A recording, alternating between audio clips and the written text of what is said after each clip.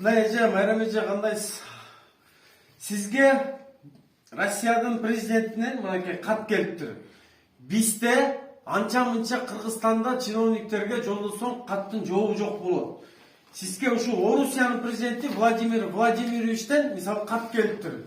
Сиз ага кандай кылып кайрылган жатасыз? Башпаанек сурайсызбы? Кандай бир акыйкатты издеп кайрылган жатасыз? Лампочкам деп даже ушундай нерселерди жасап алыптырсыз, лампочкам деп. Мен мына Кыргызстанда адилеттүүлүк жок үчүн 3 миллион 600 миң сомдук үйүмдү 1020 сомго соттор чечип коюп, прокуратура, сот системасы иштебей кыйналып, айлам кетип, Россиянын президенти улуу урматтуу Владимир Владимирович Путинге кайрылуу жасадым. Владимирович Путин дүйнө жүзүнө белгилүү адам катары, дүйнө жүзүнө жардам берип аткан, дүйнө жүзү менен общий язык табышып аткан адам катары мен дагы обращение жасап, ушу Путинге арыз жазсам, мага жооп берди.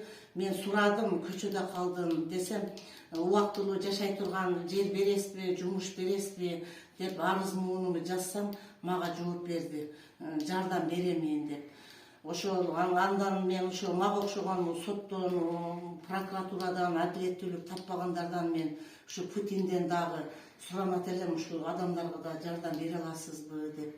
Ошо мен Путинден 22-жыл жаңы жылы менен куттуктайм, ден соолук каалайм, ишине ийгилик каалайм.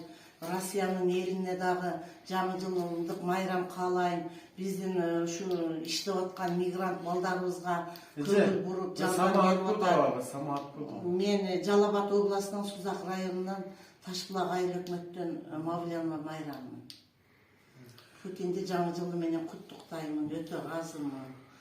Бизге Кыргызстанга дагы ошо дүйнө жүзүнө жардам берип аткандай эле Кыргызстанга дагы Путин жардам берген көп немелерин билем. Мына достор, ушу видеону даже генератор берип, биринчи, экинчи генератор берип, Камбарата 1, Камбарата 2 ГЭСти дагы Путин куруп берди. Дагы жардам берип атат, балдарыбызды иштетип атат. Путинге өтө ыраазымын. 4 миллиард ушундай долларыбызды да кечип берди. Да, кечип берди, аны да кечип берди. Путин болбосо эмне болот элек биз билбеймин.